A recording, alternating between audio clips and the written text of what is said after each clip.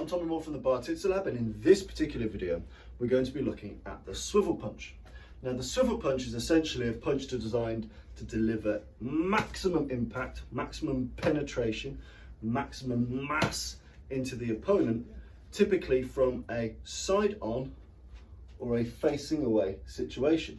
So if you imagine if Bob is the attacker and I'm facing forward, Bob is coming at me from an area where I have great weakness. So I might be in a conversation, I might be ordering in a restaurant, I might be in any way engaged on this axis.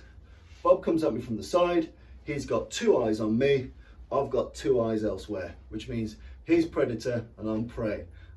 I'm the antelope, chewing the grass, being a dickhead. Here's the tiger crawling through the jungle, about to gobble me up.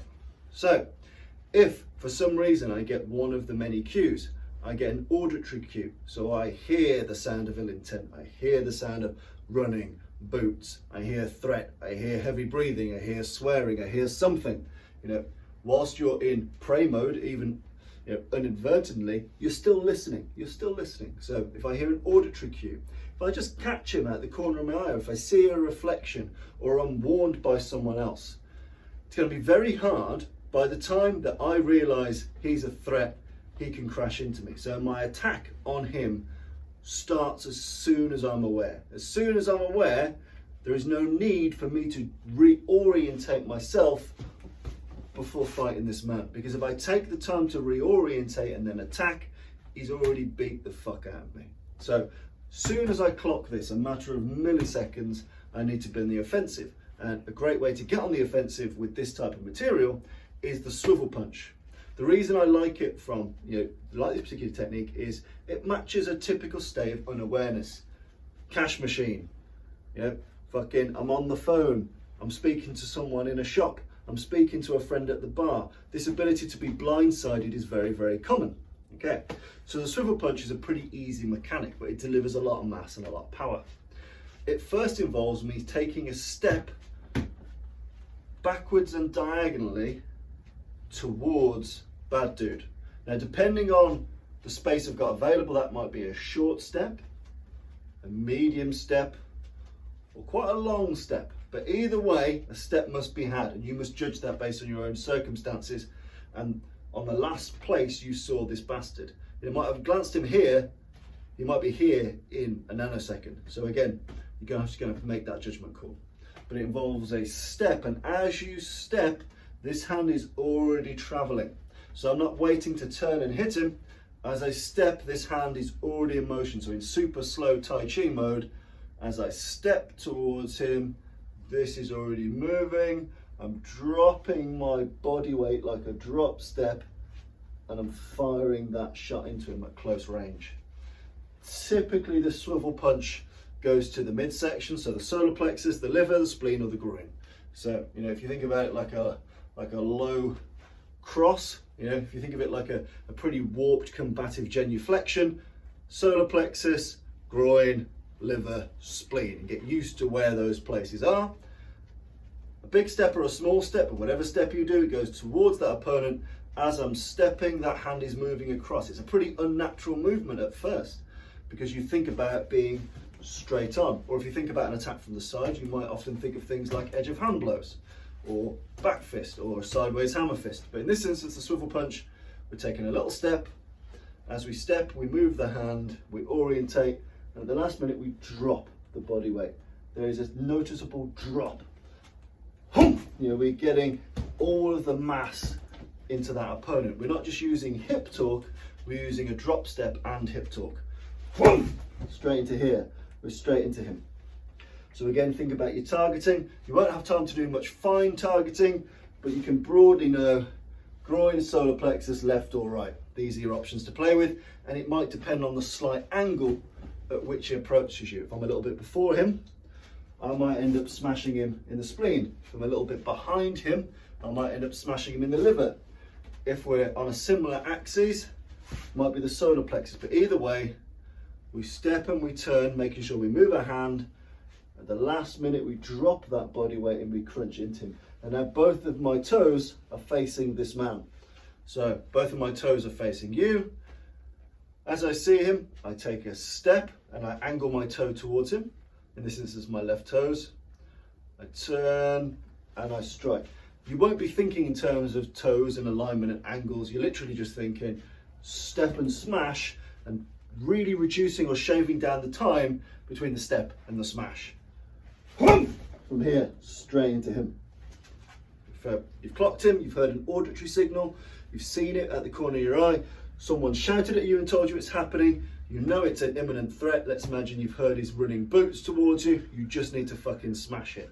You might not have the time or the space to pop in a shot up top. So you might not, whilst you can swivel punch up high, so you can, you can use palm heel, hammer fist, right cross, whatever you want to do. You can apply the same mechanic to the swivel punch. Often the principle is that he's closing the gap fast and your awareness has been off. So likely when the swivel punch lands, we're already at a very, very close quarters battle. So I want this smashed straight into his solar plexus or his groin or his liver or his spleen to act as a very decent disabling blow, so I can follow up with a proper fuck off blitz. So I can start to really take his head off, so I don't end up in a tangled, nasty, pulling, pushing grapple. By the time he's in on me, I want to have delivered a good gravity-led, torque-led shot to somewhere that really fucking hurts. So by the time this grapple commences, he doesn't have much wherewithal, and I have the wherewithal to maybe get an attachment and deliver a 16-inch gun to his face, pull out my torch, smash him, flank him and fuck off, whatever I want to do. But the swivel punch allows me to do just that. So again, the mechanic is take a step towards the bad guy. As you do so, your body's already turning at the last minute and in the drop.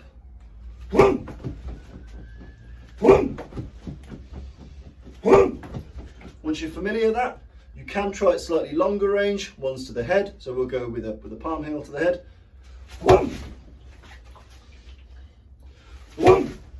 But in reality, due to the nature of this blow, if I had enough time to turn and he's still here, I could have thrown something pretty normal anyway. The best use of the swivel punch is at closer range. We step, we swivel and we smash. He's just entered my purview, I know he's a threat. Land something solid to something painful and then keep fucking attacking. That's the point. This is just the key that opens the door to other nasty shit, slaps, hammer fist, bites, knees, throws, whatever you're gonna do. But the swivel punch, it's well worth looking at how Carl Sestari does it. It's very interesting, but you also see it in lots of other systems all around the world. Lots of martial systems have an example of this drop stepping. Historical pugilism has lots of this drop stepping, but the main principle, turn as you step, drop as you hit. Turn as you step, drop as you hit.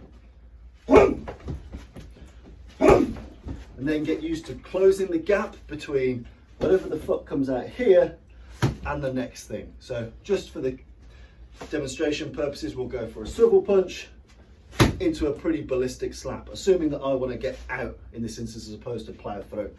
I might have judged that this has kind of done the business. Add that for surety as I'm fucking off. And I'm gone. And I'm gone. And I'm going that way. If I wanted to press in the action, I might swivel punch and then I might headbutt. From there. So again, you can use it to close, you can use it to escape, you can use it at very close quarters, medium, or at long range. You can still get in the habit of step as you twist, drop as you strike. So again, using the swivel punch, very, very important. The main factor is at its culmination, both of my feet should be facing towards him because all of my energy should be going into that punch. Potentially if I had a knife, it might be into that stab. It might be making sure that I can shoot the guy. All of my energy is going into it. Whatever I want to manifest here comes out and all goes into him. I don't want my feet facing here or back here. As soon as I've made the decision to swivel, bang, the culmination, all of my gravitational mass from the drop step. So twist as you step, drop as you hit. I'm punching as my body weight drops. And also, you'll also notice that as I'm using the drop step, if this cunt's thinking about punching me in the head, if I've applied the swivel punch with the drop step where he thought my chin was, now is the hard bit of my head, or the head is gone completely. So he's either going to crack his knuckles into a pretty solid object, or he's going to miss. So again, you know, I talk a lot, I come from a combat sports background, changing levels. When I swivel punch, I naturally change a level. So if he advances quickly, but he's also mid-strike, he's just windmilling me, by the time I go, whoom, I potentially also made myself safer from any blow, anything he might want to do. It will likely miss my jaw, hit the top, bony part of my head, or miss me entirely. So again, it allows you to change your level and move your head in a solid, decent boxing-esque way, but without the perishable, finite skill of getting very good at slipping. The nature of the drop step allows me to duck anything that might be coming towards my head. He's got no reason to assume my head will be any lower between nanosecond 1 and nanosecond 2. So obviously you want to challenge that belief. As far as he's concerned, my head's still here, so if he's advancing and he's throwing a big bomb, as soon as I've clocked it, heard the sound, heard the distress signal, whatever that may be, I've dropped a level, I've based myself so I can grapple. That's another benefit when I swivel punch and I hit, my body weight is lower, so that if we do end up in that inevitable nasty fucking tangle, my body weight is lower, I'm based, I can grapple, I can throw, I can rag from a position of wrestling stability. His ability to provide balancing, Kazushi to me, is very much negated. So the swivel punch allows you to get maximum force into a shot. It's great at people that are coming at you from the side, from a position of vulnerability. It lowers my head, so it reduces the chances of him being able to hit me.